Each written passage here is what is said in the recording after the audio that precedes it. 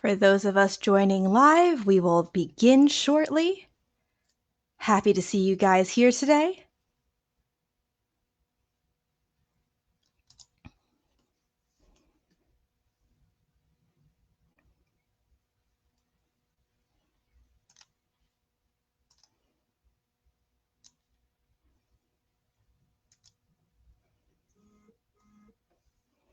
For those of us joining live, we will begin shortly.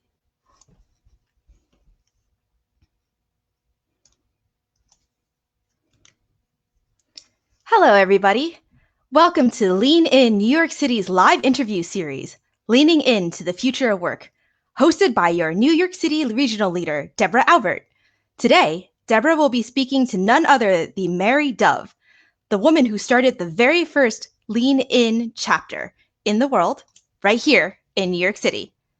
I am Michelle Liu, and I'll be moderating your sessions for your questions and comments. Just a few housekeeping items. Please ask your questions by posting a comment in the comment section. If you like what you heard, let us know. Tap the like button, click that heart emoji, or comment with your reaction. And now, without further ado, here's Deborah. Hi, everyone, and thank you so much for tuning in to my brand new interview series. This is the second one, Leaning Into the Future of Work. Today, my guest is Mary Dove. Mary is the founder, of the Center for Narrative Studies. She works as a psychotherapist at Juilliard and also has a private practice. But I know Mary best because she is the very first founder of the very first chapter of Lean in the entire world. So before we bring her on, I just want to tell you just a tiny bit about Lean In, just in case someone is not familiar. And also I want to tell you there's a big surprise happening towards the end of the broadcast. I'm not allowed to say what it is just yet, but trust me, you're going to want to hang out and watch this. I promise. Anyway, in case you're not familiar with Lean In, it is an organization that was started by Sheryl Sandberg, the chief operating officer of Facebook. She wrote a book about 8 years ago. It was called Lean In, and it spawned a worldwide community of women and some men who support each other to achieve their work and personal life goals, and together work towards a world where gender bias and other barriers don't hold women back. Currently, there are more than 44,000 of these support groups, which we call circles, in over 170 countries. So, without further ado, let's bring on Mary. And thank you so much for joining us. Thank you so much for having me, Deb. It's so good to see you. Good to see you too. It's been a little while, especially with all the COVID stuff. That's right. That's right. Let's start a little bit from the beginning. 8 years ago, you read the book. What happened? Why did you even start this thing? Well, actually, I was kind of at a low point, and I saw Sheryl's video, and I was really moved by it because I had made some choices that I had actually left the workforce for a short time to support my husband at the time's job. And I saw her video, and I was really regretting some of my choices. And I thought, you know, why often do women leave the workplace when they really want to stay in it? So when I saw that, I was not living in New York at the time. I was actually living overseas. And when I got back to New York, the book had just come out. And I thought, you know what, why don't I start a circle? You know, this seems like a really great way to reconnect with women in New York. And as you know, because like you've heard this story before, I put a little note on LinkedIn. It was one sentence. 10 women reached out to me within an hour. 110 reached out to me within like 2 or 3 days. And I tried to shut it down because I was like, you can't all fit in my psychotherapy office. I said, New York's too big to have a circle that small. So I went and found a partner, and we held our first event. And that was the night that I met you. Yes. For the life of me, there must be something fate going on here with our meeting and that whole LinkedIn post, because I never heard of you. I never knew your name. And I showed up that very first night. And you and I've been going at it ever since. That's right. So that was what, 7.5 years ago. So that night we had 110 women at that first event. That is just so amazing. And Wix was our incredible partner who gave us space for the first 5 years of the chapter. And remember, the Associated Press was there because they interviewed you. And there was this great article that got picked up on They interviewed me? I don't remember. That was a long time ago. But what was so amazing about that is that one story about our first chapter meeting, which was the first chapter meeting ever in the world, was covered by the Associated Press. And then we started getting calls from women all over the world. And I called Lean In to say, I called Lean In when I had all these people interested in coming. I said, I think my circle's kind of big. Like, what do you think we should do? And they said, let us support you. And then when the AP picked up the press, they started getting contacted from women all over the world. That is just so amazing. So as I said, there's 170 different countries, more than 170 countries. I mean, this thing is a real phenomena. It's not just a bunch of women getting together, having coffee or something. I mean, incredible things happen in these circle meetings or in these gatherings, incredible things. Well, and I think that you found that in the meetings that you've been holding for the last 7.5 years. I mean, I think one of the things is that you create these enduring friendships like ours today. Like ours, yeah. But I think what Lean In did that was really different than a women's networking group is that it was research-based. I mean, Sheryl's book was really research-based, and Lean In partnered with Stanford University and the Clayman Institute. So they gave women real tools to create real change in their lives. And I think that was what attracted me to it. So it wasn't just passing around, sharing their information of what they do, but actually learning skills in order to have more opportunities. Right. I was actually going to ask you, like, why, if you were looking for something, why Lean In as opposed to any other networking group out there? Yeah, I mean, I think the educational piece and the research piece is what really interested me. 5 years before, I had started a nonprofit called the Women's Exchange. So, like, my interest in doing work on women's issues has always been in the forefront for me. And when I saw what I was offering and all of the great free tools, I was like, this is a place where I can actually be impactful. This is a place where I can really actually help women move forward. So how did you get started in caring about women's issues? I mean, most women do care about women's issues, but not everyone, and they don't always take action. So what spurred you to take action? Well, I think, I started at a pretty young age with my interest in women's issues. I mean, I have this kind of great memory of being 9 years old and growing up in a great big family. I was the youngest of 6. I'm a twin, right? I know how to share really well. Yes, you do. And so, and I went to Catholic school. So I'm in my Catholic uniform, and my mother is bringing things to the nun's house to drop them off. And I walk into the nun's house, and there's 13 nuns in this tiny house with a black and white television. And I just remember seeing all these sisters sitting together, right? And then we went to the priest's house right after that to drop something off. And they had a great big house, and they had 2 cars and a color TV, right? And kids really recognize stuff like that, right? So I could see, right, the disparity really clearly. And all I kept on thinking was, why did the priest have the big house and the nuns have the little house? There's so many more nuns than priests. Why don't they have the big house? And I think, I kind of translated that question ever since, right? Why aren't women in the big house? Why aren't they in the White House? Why aren't they in all of these places of power, right? So sorry. So that's my earliest memory. That was my first feminist experience. After that, I carried Susan B. Anthony coin in my pocket. I remember, asking to do a paper when I was in Catholic school about the history of women in the church. And, the nun was like, that's not even on our list. I'm like, well, why isn't it on your list? So it kind of followed me through ever since.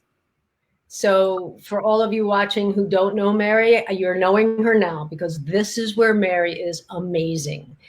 She is the most supportive, most giving, most optimistic, infectiously optimistic person that I've practically ever met, which is why it's so fun to talk to you, even just having a coffee, just the two of us, or in a giant forum, whatever. Thank you. That's really generous. Thank Oh, you. you know, I think that. So anyway, what? Go back to when you formed Lean In. You know, it started out with like what, 10 people you said originally signed up. Well, How did you grow it to over 6,000 people that it is today? so what was What's the really New York City chapter? We're yeah, talking people. yeah, 6,000 women. And so once we had that first event, it was, I had a marketing background, so I was able to find a really good partner. And the biggest challenge in New York was actually finding space. So Wix actually, which was so nice, they were co-working space at the time. They actually partnered with me, and they partnered with us, and they let us hold a monthly event for the first, I think it was the first 3 years. So we had wonderful speakers, we had great education, and we just began to build a community. We've had so many extraordinary women who come through, and we've had the opportunity to host. One of them being Sheryl Sandberg, which was awesome, right? So, and we partnered with NYU for that event. And so it was just really exciting because not only were women like finding out their own stories and finding out their own strengths, but they were also being inspired by these awesome leaders, these women who will do all sorts of interesting work. I mean, one of my favorite quotes from actually our first meeting, because we were talking about negotiation skills, is the reporter from the AP who did the article on us actually said to me at the end of the meeting, she said, I've never asked for a raise. And she had been working in journalism for 20 years. It was like, that's why I've never asked for a raise. So, wow. And those are the stories that we heard over and over again, right? Yes, yes. And I hear them still in every circle meeting that I've had since the beginning. I would say, and it's not about me, it's about me providing a kind of a platform for all these women to come together and support each other. And I swear every single meeting, every month, at least one, if not two people come at the end of the meeting, and now it's online, of course, and say, wow, thank you so much for hosting because I really got so much out of this. It brings me, and I know it brings you, incredible joy to be able to provide this platform. It's amazing. Yeah, and I'm glad. Yeah, it's been amazing. I mean, I've actually had women also come up with really serious things like, I'm being sexually harassed at work. Like, what do I do? And connecting them with resources. So we did both. I mean, we did a lot of inspiring, but we've also, when there was a woman in trouble too, we were there to support them, which was really important. Sure. Yeah, absolutely. Absolutely. So can you talk a little bit about some of the inspiring women that you've met and some of the people you've had at some of your events? Yeah. One of the events that I loved too was one where we did What Would You Do If You Weren't Afraid? Where every woman sat in a circle and talked about that. And then they all actually shared what they would do if they weren't afraid. They all did these beautiful cards, right? And that was really exciting. That was so exciting to see women talking about, taking steps forward in ways that we had never expected. There's so many to speak about. I think I produced over 35 or 40 events. But some of the women that really stood out to me, Brenda Bergman, who was the first firefighter in New York, was just awesome. And hearing her story and what she had to confront in order to do the work that she loved, and the impact that she had for all these other women that later on also joined the fire department. We had Linda Springfield from Citibank, who taught women about negotiations and how to navigate the process of interviewing, which was really powerful. I remember her. Yeah. Wasn't that a great event? She was amazing. She was amazing. And you and I actually worked really closely on the storytelling event, which was really interesting, right? So what I loved about that was it was an opportunity for women to really shape their own story, right? Their own professional story or personal story. And we had a woman from, we had Julie was there, which was great. Julie Rome, who was chief storyteller of, what company did she work for? At the time, she was chief storyteller for SAP. I've known her for several years when she used to be the CMO of Walmart. And she's doing something else now. We're Yeah. all reinventing ourselves, right? We're all reinventing ourselves. So that was great. I think also Yeah. one of my favorite speakers was Yasmin Abel Magid, who's doing like tremendous work now. Now she's a broadcaster and an author. Uh-huh. She's written 2 books. And she's living in London now, but she's from Australia. And she does all of Uh-huh. this work around unconscious bias. She did a TED Talk called "What Does My Headscarf Mean to You," which has like Oh, over 2 interesting. million. But she's really doing transformative justice work and really addressing those issues. And you can find her actually on LinkedIn. She's one of their change makers, which is really nice.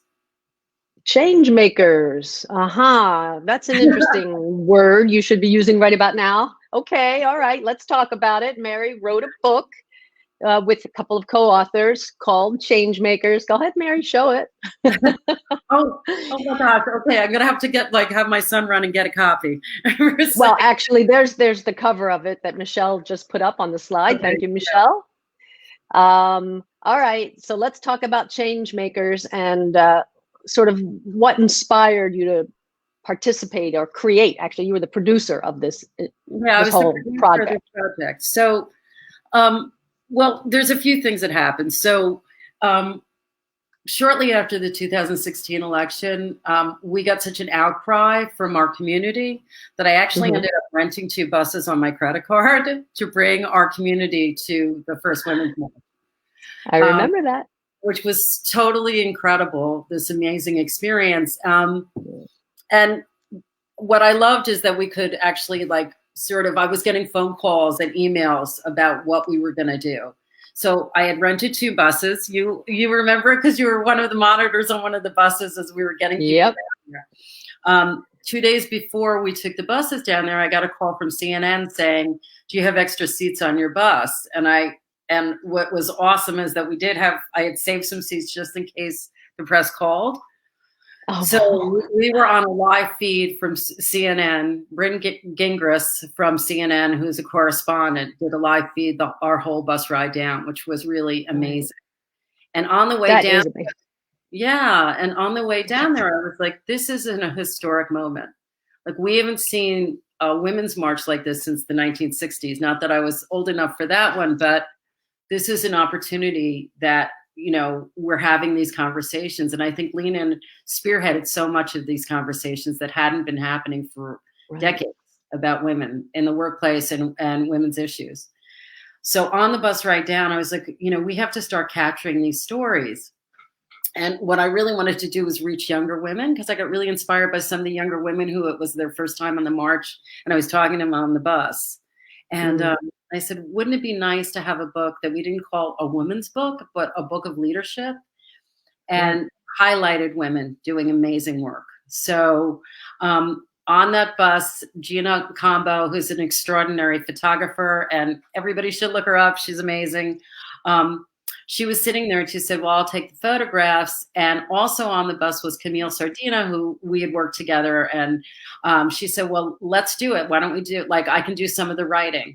And I knew that I could bring so many of the women onto the project that we can interview and bring together. And Tira Harpez also, who I had met at Sheryl Sandberg's book signing at Barnes and Noble. We sat next to each other and we became friends, and they were friends ever since, also joined the project.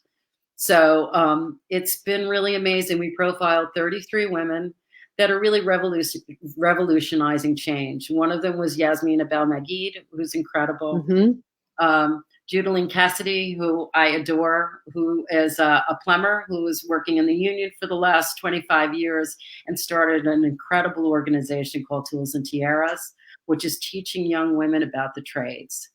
Also highlighted in the book is very dear to me, Brenda Buffalino, who's 83 years old, who's been dancing and tap dancing since she was, younger than 10 years old. I think she started maybe at 5. And we did a partnership with Hudson Guilds because I really wanted to reach a young audience. And Brenda and Judaline came, and so did Donna Lieberman from ACLU, and really talked to them about how courage is contagious, right? And Brenda spoke about mastery, right? And I love this quote from Brenda. It's like, I'm not a dancer. Dancing is how I move through life, right? Oh, it's It's like, amazing. Yeah. so what a beautiful message for young people to be able to have the freedom to define themselves on such broad terms, right? Yeah. And Judaline has an incredible story and is so inspiring. And you can find her online and you should check her out. Tools and Tiaras is just an amazing organization. And she was recently on CNN being interviewed. She's really inspiring a whole group of women. You know, the trade says less than 1% women, you know, and so they're just all doing extraordinary work. And those are just three that I'm naming, right? There's so many more. Right. It's amazing when we all get to do whatever it is we want to do, when we don't have barriers. That's a really cool thing. Yeah. And even like overcoming those barriers. And I think that's so much of part of their stories is how do you keep on moving forward when you do face those barriers? You know, and so have you yourself experienced those kinds of barriers, and what have you done? When you say barriers, like, well, I mean, well, gender bias and, you know, I think we all, you know, I mean, you know, we watched it recently about mansplaining, you know, on the public stage, you know, of how, right. And we know this, right? We know that when women are meetings, they get less time to talk. Right. And to address that. I mean, my biggest thing was learning how to not apologize and kind of be polite and gracious, but also take up space, right? To take my seat at the table. We did just experience quite a good example of that a couple of nights ago, right? Yeah, that was good. That was good. Well done. Well done. Really well done, right? And so I think it happens unconsciously all the time, right? I'm not like, so it's like, how do you navigate that? You know, I hosted Jessica Bennett, who's the gender editor for the New York Times. Just brilliant. And she wrote a really great book called Feminist Fight Club. And it's really fun, but it talks about ways to navigate that. And it's really geared towards, you know, a lot of women, it's geared towards all women, but especially I think it's great for women in their 20s who are just starting their careers, where she talks about like what to do if somebody starts mansplaining to you in a meeting and how to address that. Yeah. So, well, I was going to ask a question about what other key takeaways you have, but actually, what do you do? What are some tips and tricks, if you remember any, from her book or elsewhere? Well, and I think you're doing it. I mean, I think lean in circles where women get an opportunity to talk about their work. And that work can be in the home or in business, right? Having support of other women makes a really big difference. If you hear a woman's idea in a meeting and a guy starts talking over her and you're her colleague, bring it back to her. You know, be like, you know, Deborah just said this. I think it's a great idea. Sometimes it's just amplifying another person's voice, right? Sure. So these are some of the ways that you can do it and navigate it. How do you think we can get some more men involved in this? Because there are men out there who want to support women, right? For sure. No, there's a lot of men that want to support women. And I think that, you know, I think one thing that was really interesting about Lean In is that CEOs were reading this book, right? It's probably the first book about women's issues that male CEOs have read, right? So that's impactful. That's really powerful, right? So I think that the partnership that Lean In did with the NBA was really powerful, right? Seeing men talking about these things. I also think that gender bias doesn't serve men, right? There's this great film called The Masks They Wear about men and how like masculinity, like this kind of can be overbearing, right? It doesn't give them as much freedom either, right? So it's not working for any of us. Right. So, yeah.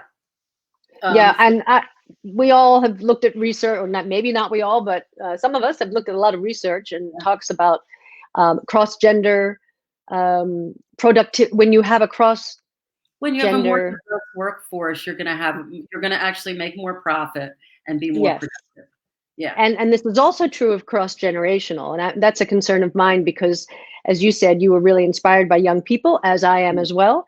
But there's a lot of people who are going to need a lot of support, not just women, but certainly women, with everything that's going on in today's world. And so we are a youth-oriented culture, and the demographic of Lean In does skew a little bit on the younger side. Mm-hmm. And well, I want to embrace everybody and bring everybody into the Lean In tent who wants to be there, because everyone needs that kind of support going forward, especially.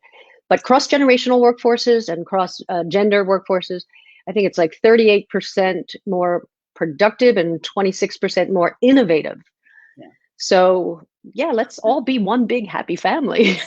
Well, and I think that that comes from the fact that not everybody's looking at a problem with the same lens, right? So if everybody, How do you mean?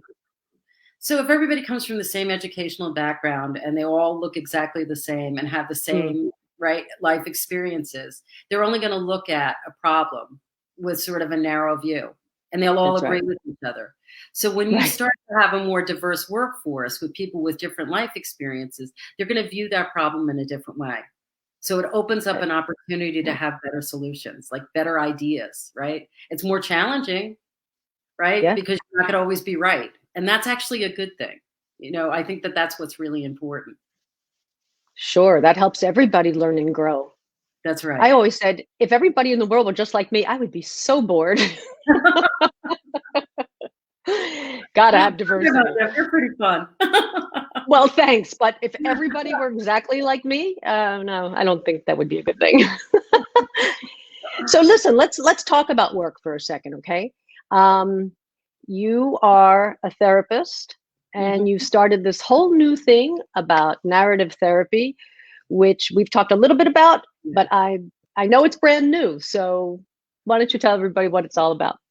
So yeah, I mean, so it's interesting. I had a career in business, and when my son was born, I actually went back to school and got my master's and got clinical training and became a psychotherapist, which is great. I have a question. Hold on, I have a question. Is that because you wanted to leave the corporate world, or you felt that you couldn't do, the balance of both, or what inspired you to take that next step to go to school? I actually always wanted to be a therapist, but part of the reason I went into the corporate world is because I felt like actually my feminist thing was driving me. I was like, I remember somebody saying to me once, oh, you'd be a great secretary. And I said, I'm not, that was the word that was used at the time. I said, I'm not going to be a secretary. I'm going to have a secretary. Like I said that at 16, you know what I mean? So that's what was driving it.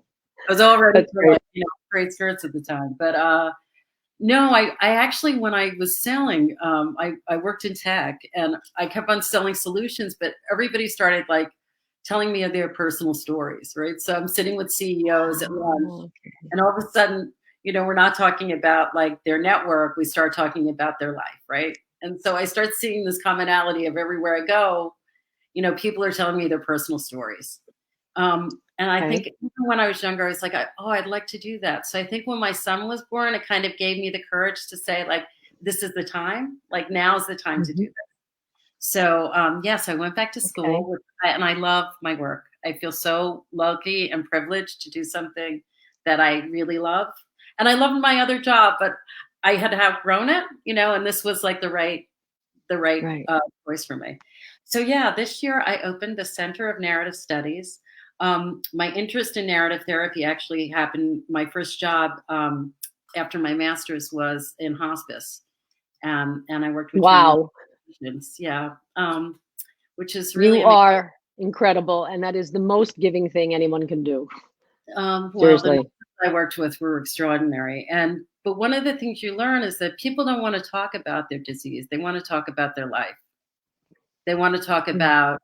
And what I noticed is as we did that work together and as they talked about their lives, they suffered less. They had less pain, physical pain, right? There was this amazing thing that happened, right? When people get a chance to really like talk about their stories, and sometimes to reauthor those stories of how they lived in them. And I thought, how do you mean reauthor? Sometimes we live in a story that doesn't serve us anymore. Sometimes we have ideas in a story that don't really like build on our strengths, right? They kind of hone in on our weaknesses, right? So And I thought, why should we wait until the end of our lives to understand the stories that we live in? And so that's where like the interest in narrative therapy came for me. And I started to read about it and study it. And then I went to a specialized training in the last few years in Canada. And when I was there, I was like, why don't we have a center here in New York? Like where we can build a narrative community. And I loved narrative therapy because it also does community work where you can also find a collective story and how to work with that. Can you explain that? Yeah, so there's tools that you can use. Let's say if a community goes through like a traumatic event, let's say like a hurricane or something, where you can bring people together to talk about to talk about the suffering, but really also to talk about the resilience in the community. How did they make it through that? How did they come together? How did they build on each other? How did they support each other? How did we unify under a difficult time? Right? This is what we're having with COVID. It's what we're having with COVID. And also it's very much what happens in every Lean In Circle meeting. And this is not a commercial to join a Lean In Circle, guys, but you know, obviously, Mary and I both are kind of into it. We've been doing it since the beginning. So, but it is what happens. I mean, when people share their stories, other people come around them and support them and give them advice or ideas or resources, as you had said before. It's really incredible. It's really incredible, right? And it's also like being inspired, right? Like change makers. That came out of like, I wanted to show a new picture of leadership and reach young people, right? It's like, because you get to see yourself in somebody else's story too, right? Like there's a part of me that's just like you, or maybe there's a part of me that's not like you, but maybe that's a part I want to develop, right? All of exactly. So yeah. Sorry. Go ahead. So the Center of Narrative Studies, my intention for that is to bring teachers, like expert teachers, and also provide classes for mental health counselors to be able to do narrative therapy. That is amazing. And no one else is doing it here in New York? No, there's centers all over the world, but New York has some great institutes and training centers, but narrative studies hasn't been one that they've actually focused on. So yeah. So I'm really excited to be able to build a narrative therapy community here in New York. Well, I think that's pretty cool, but I'm going to interrupt you for a second because we have a question from the audience. Okay, great. Michelle, you want to report on that question? Yeah, sure. So Jacqueline asks, are the center's programs only open to therapists, or can coaches and mentors attend if they're interested? Mentors and coaches can attend. You will not get continuing education credits, but yes, and we can talk about that actually, because we're going to be doing some free programming starting in November. That's great. How can we get in touch to find out? There it is right there. Michelle, you're always so quick. Okay, look at the link there, everybody, and then you can find out more information about Mary's cool thing. Wow. Okay. Thanks, Michelle. So I have a question for you. What's that? How has your experience been in running a circle for the last 7.5 years? And like kind of what are some of the things that stood out for you? Okay. So when I first started, I'm a bit older than the average woman in Lean In circles. And quite frankly, and I don't say this to be funny, it's really true. I was such a workaholic that I needed a way to give myself permission to get a life. And I literally, when I saw your post, I literally thought to myself, maybe I should just like lean into the idea of just leaning out. And that's why I went. And I actually, sort of self-selected to be a circle leader, mainly because I had a conference room because I owned a company and, I could use it at my will. And there were times over the years, and I've had a meeting almost every single month, save a few here and there for all this time. And there've been maybe once a year where I feel like I'm just not in the mood tonight. Yeah. And invariably, those are the most fascinating, uplifting, tremendously powerful meetings. And as you said before, besides you, I've met some incredible people that have become incredibly close friends, not just yourself. I mean, Yeah, all these like long-term it's friendships that wonderful. isn't it amazing? Like I was just thinking, It's like amazing. it's amazing. And do you remember that first night at the end of the meeting when you came up to me? No, what I say? You were like, okay, I'm going to be a leader. I was like, great, right? You took the sheet, you signed it. And then you were like, but you can't do it in this place anymore because I can't take the elevator. Oh, and I'm like, but the space oh no, is you just free. outed me. I'm like, the space is free. I don't think I can negotiate that. And you're like, all right, I'll do the stairs. Okay, the elevator was this big, It and was not a big fan of old, slow, clunky elevators. Okay, thanks for outing me, Mary. Okay, I'll have to get I you later. remember the next day you sent me an email, you followed up, you had your whole list of people. It was like, so you and I, like your circle, right? Because I want to kind of like let everybody know this is the longest running circle in the world. It is the most in the world. Circle in the world. And right now, I mean, both you and I have met like chapter leaders from, you know, from Ireland, from Dubai, from, you know, all around the world at the Pakistan, that's right. Morocco. I mean, and big thank you to you, Mary, because in case some of you don't know, Mary, because she's starting this new business, has asked me to take over in the leadership role of the New York City chapter. So it's 26 circles and lots of people. And that just became effective in July. And I have very big shoes to fill, but thank you so much for the opportunity and for allowing me to do this. I mean, talk about transition and reinventing yourself. I mean, people who know me know that all I've ever wanted to do was interview people for a living. So, I mean, this has just been an amazing ride. So thank you. Yeah, no, it's been great. I mean, so Deb and I have been meeting for like the last 6 months talking about how to like navigate like the transition with COVID. And when she came up with the idea of doing her interview show through Lean In, I thought, well, that's fantastic. So can't do it at Wix anymore. No, but I mean, I think what you're doing is really awesome, that you're like making all of this available to the community and giving women an opportunity to do this from their homes in the midst of all of this, you know, what's happening right now. So I think it's absolutely. I mean, originally the circles were built around, you know, the convenience of meeting because we were all meeting in person. Yeah. So now that we're online, if anybody's watching from Pakistan or Morocco or Istanbul or anywhere, you can join up because it doesn't really matter where we are. It's all about just people coming together. So that's a good thing. Yeah. And what were you going to say? Is so interesting, right? So you and I have both attended the regional conference that is held by Lean In. So we were able to meet leaders from around the world. And I've had so many of them come through New York, and, you know, it's been so much fun, right? Because so we have this kind of global community of women that are supporting each other. Yes, absolutely.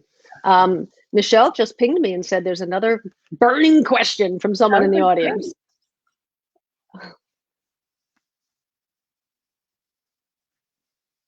Oh, Michelle, we can't hear you. I knew that. There you go. Sorry about that. How did your work as a therapist help lead you, Mary, lead the largest Lean In chapter in the world? Oh, what a nice question. Thank you. You know, I think two things is that I've always really focused on the community and really hearing the needs of the community. And I think that that comes from my training as a therapist. So we try to really just sort of be nimble as far as what the community was asking for. Yeah. Yeah, it was great. It's great. So it all ties together, right? I mean, I guess this is true of anybody's life. All your experiences come together to make you who you are. Well, you know what's interesting is I didn't realize how they tied together until like now. Like sometimes you just do stuff and then it all makes sense later on, right? Right. So I think they call that wisdom. Yeah. You know, retrospect. So, right. So when I started Lean In, I always knew I wanted to do something for women, right? I always knew that I wanted to have, you know, ever since I was little, I wanted to have an impact. And it was always in an area kind of as a volunteer. And when Lean In took off the way it did, I was like, wow, all right, I'm getting a chance to do like my childhood dream of like, helping out in the way that I've always wanted to, right? Which was awesome. That But is awesome. But in therapy, right, you listen to the stories of individuals. But I think that Lean In and the Women's March and women's movements, right, it's about changing the cultural narrative. And I never Mhm. got that before until recently, like the Center of Narrative Studies. Like for me, it's all about changing, right, the cultural narrative, the individual narrative to better serve communities, right, and to better serve the individual. And I didn't realize that that's what I was doing. I was just doing it, Mhm. and I was so Right. busy. And I was like, oh my God, like she should speak because, I had Donna Lieberman right after the election from the ACLU who talked about all of her work. And her work is like about change, right? And creating more opportunities for everyone. Right. So Sure. yeah. So that's how it all ties together, which I didn't know until like, I don't know, maybe the last 3 months. I kind of was like, oh, all these pieces fit together, right?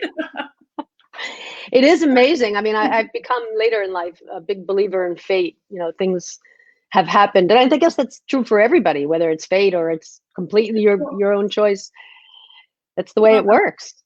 it is the way it works. And I feel like that's how we met. I feel like that's how, like that first meeting, it was like, okay, I know this, like this is going to be a developing friendship, right? And then we just kept in touch through all of it. And I've actually Well, had also through all of it. absolutely, but also I think that's the kind of people we are. We both are good judge of people, right? Based on our professions and whatever.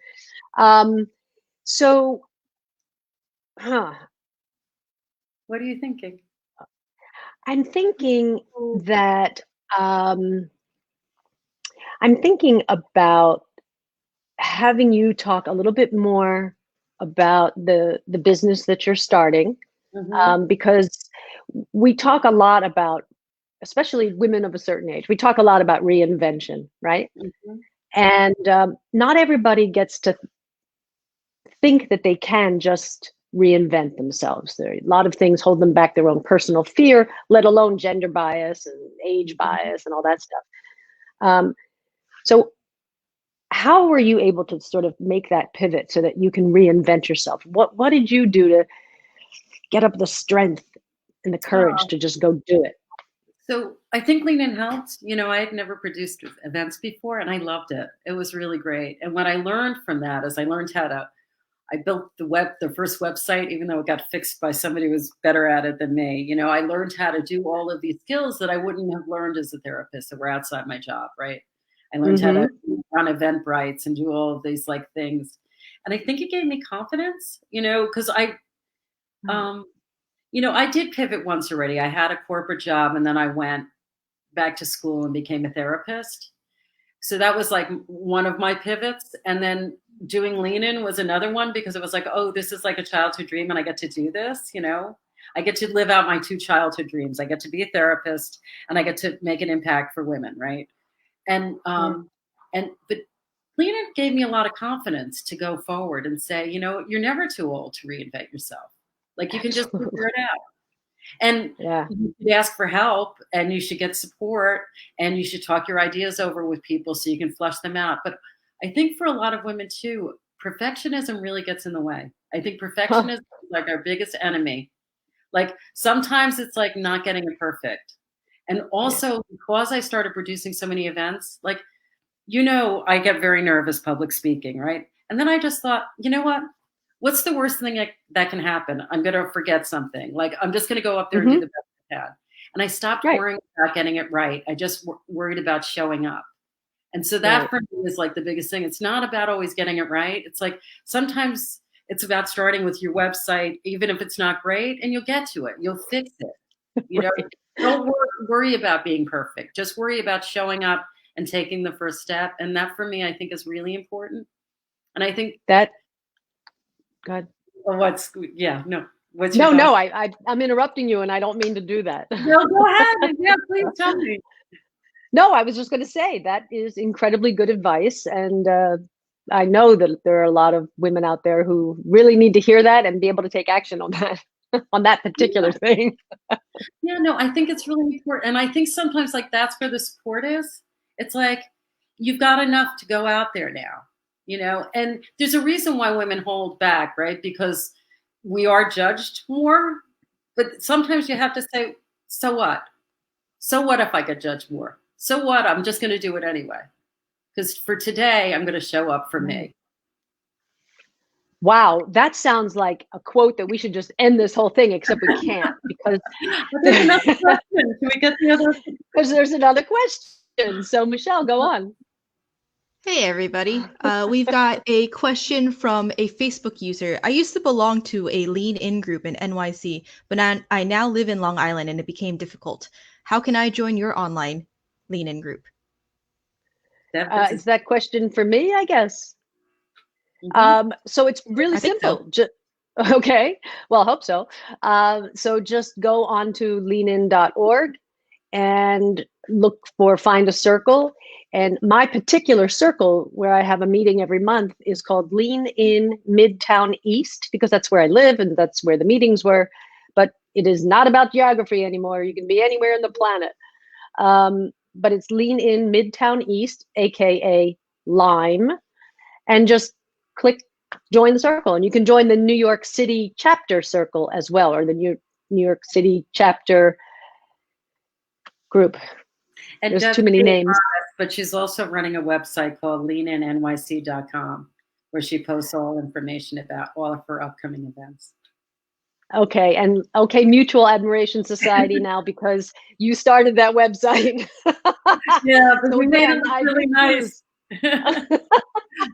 No, but it's really informative, and you've been putting all your new events on it, which is awesome. And people can join us there too. Just give me another month because, you know, I'm trying to launch my own business now, and you know, it's taking a lot of time. So Deb, it looks perfect. Thank you. But perfectionism is not the important thing, right? Anyway, so I do want to remind people, and Mary, you may not have checked out all the emails that have gone out, but we are going to have someone joining us shortly. So I just want to make sure everybody stays on because it's going to be a big surprise. Mary, let's talk a little bit more about Lean In and how that has shaped what you're doing. Mm-hmm.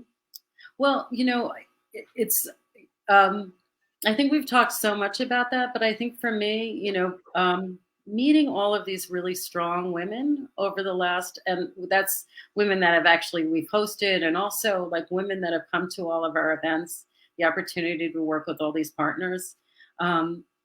It's, for me, it's been such an opportunity to grow and to like do things that I was afraid of and do them anyway and keep showing up. And I think it's given me a much deeper understanding of like social justice issues. You know, we hosted Carmen Perez from the Women's March, and she said, it doesn't matter how you get on the highway of social justice. It just matters that you get on the ramp.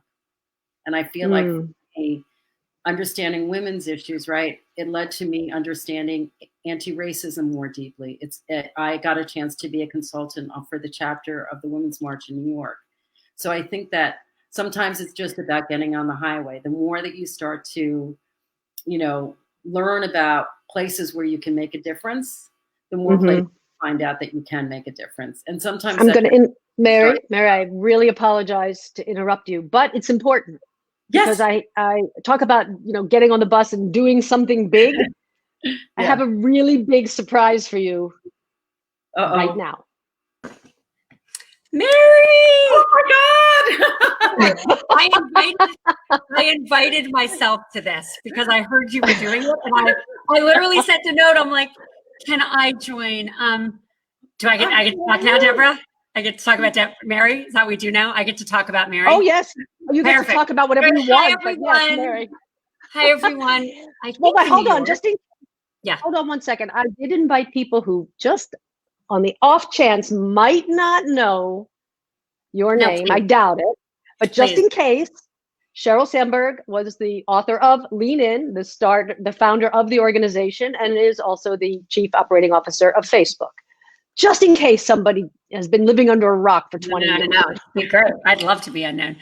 But I really wanted to join. So is everyone in the audience in New York or part of the New York Lean In, but maybe everywhere because of this, right? Where are the people zooming in?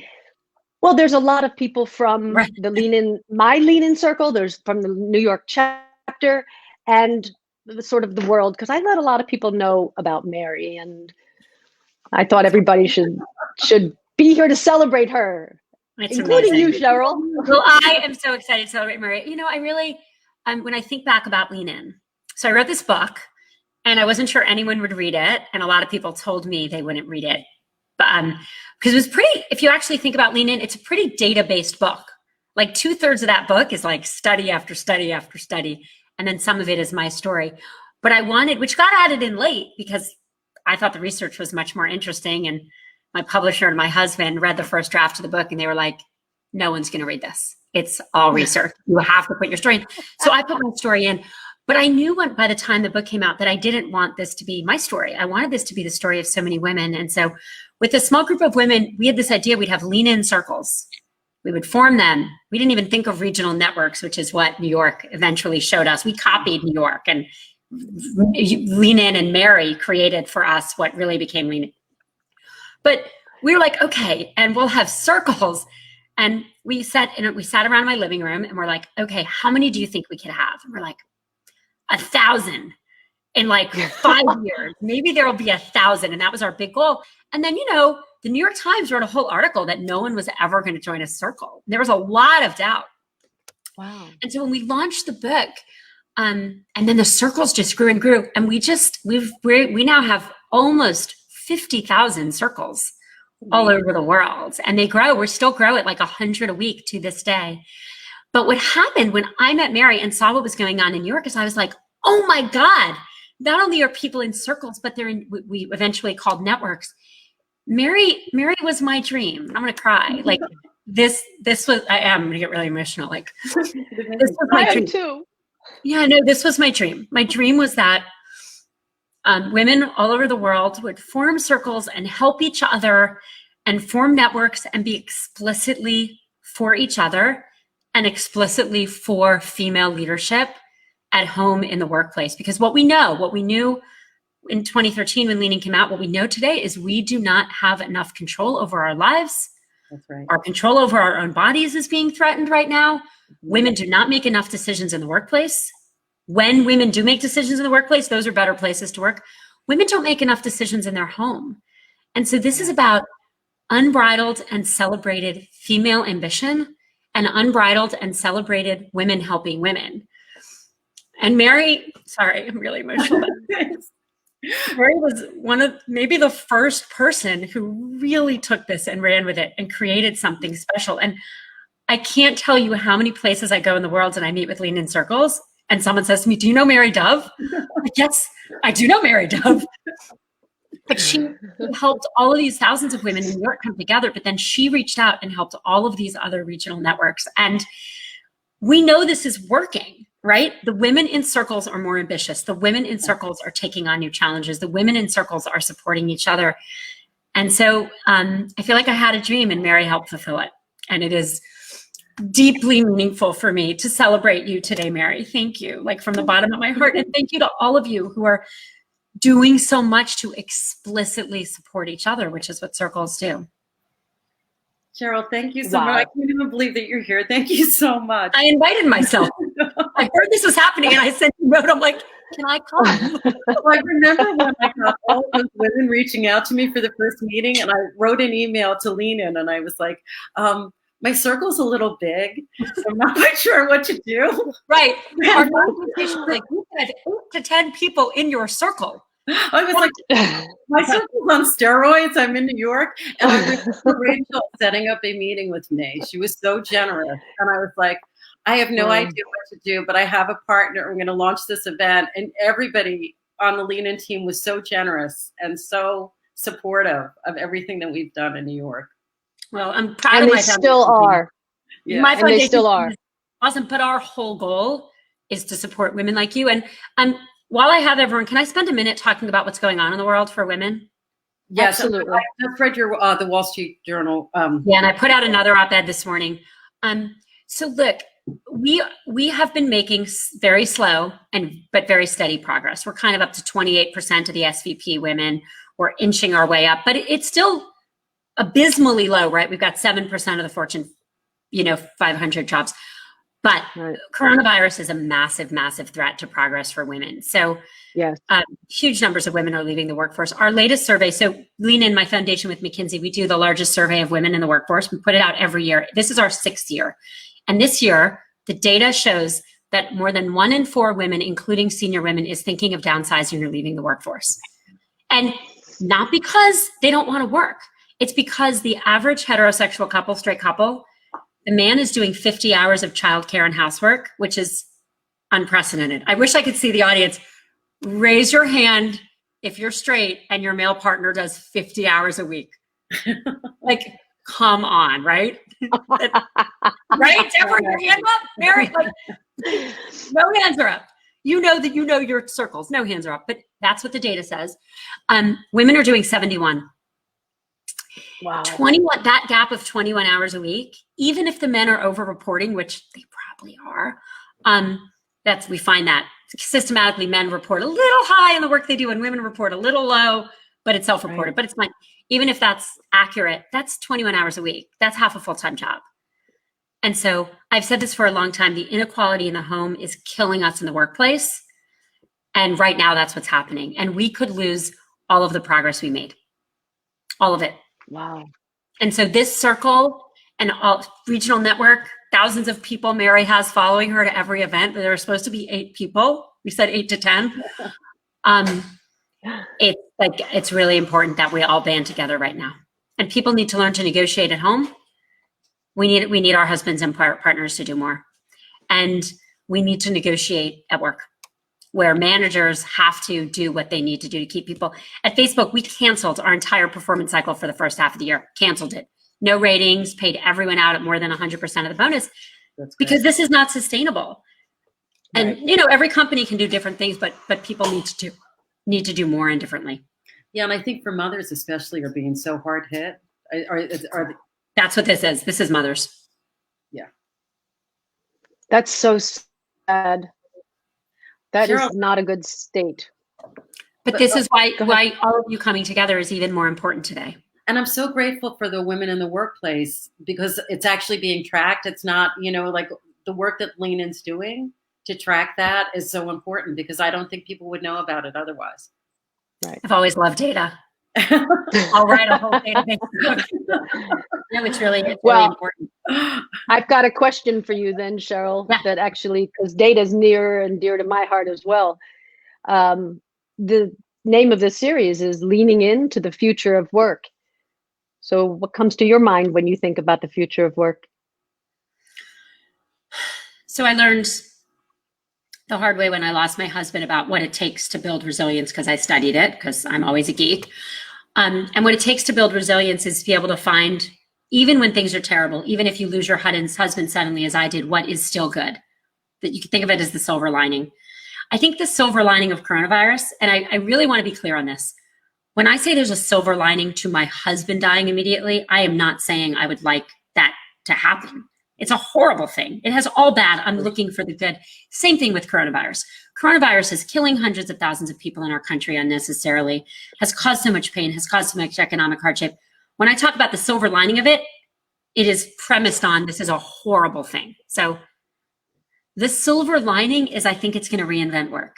If you had asked me, could I send 45,000 people home in one day?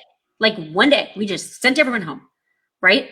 Including all our contractors who didn't even have laptops and couldn't work from home. We sent them home, we paid them, and keep Facebook running. And still, actually, we're busier than ever. More people have used our products. We have shipped more good things since then. We're doing, cross our fingers, the best job we can protecting this election. And we're all home. I would have said, no way. No way. Couldn't happen. You have to be in the office. So this has shown us what work can be. We've announced that we're going to let more people work remotely. Microsoft just announced it. I think this is our shot to reinvent work. Now, being home when your kids are home and someone has to sit next to a 5-year-old for Zoom school and your husband won't do it, that's not going to help. That's not what I mean. This is not sustainable. But does this show us that the future of work could be different? Absolutely. Absolutely. And that kind of flexibility, I mean, for me, and I think probably a lot of women in this new regional network, less work travel. I have traveled 25% of my time, except right after the period when my husband died and I didn't want to leave my children. My whole life, a fourth of the time I'm gone. That's hard as a mother. I think maybe all those conferences I have to go to, they're going to do them online. And I think if I'm the one who says, I'm going to Zoom in, that would have been completely unacceptable a year ago, but I think I'll be able to do it. And so the silver lining of this is we can reinvent work in a way that works better for working parents. And by the way, again, for male partners, if you have a female partner, you're in good shape because women tend to split work equally. Yeah. So I'm talking about the straight couples. You know, it means your partner could Zoom in too and not fly somewhere. So you could take the work trip or you could do what you need to do. That sounds fabulous. This could be the silver lining. And if it happens, it's going to be because of Mary and Deborah and the women who are listening to this today. It is going to be because you are in your companies advocating for this. It's because you are great performers. So when you say to your company, I need a little more flexibility, they're going to say yes. Wow. From your mouth to whatever ears need to hear it so we can all make this happen. We are actually coming to the end of our broadcast. So I'm just going to say Sandberg, thank you, Mary.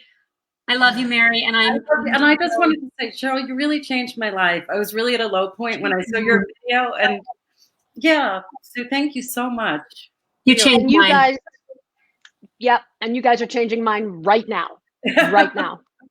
So Sheryl, thank you so much for popping in. Great to see you again. And Mary, you're incredible. And thank you so much for joining. We have got to wrap up, but I'd love to continue this some other time if you guys are willing. Well, Deb, you're a rock star, and I'm so grateful to put the chapter in some great hands. Thank you so much. Everybody, thank you so much for watching. What a surprise! I know, isn't that amazing? Yeah. Thank you, everyone. We'll be doing another interview November 17th, but I'll let you marinate a little bit on who that might be. It's not going to be Sheryl. But Mary, I love you. You're amazing. Thank you. Thank you, everyone who's watching. And be safe. Be safe. Thank you, Deb. Bye.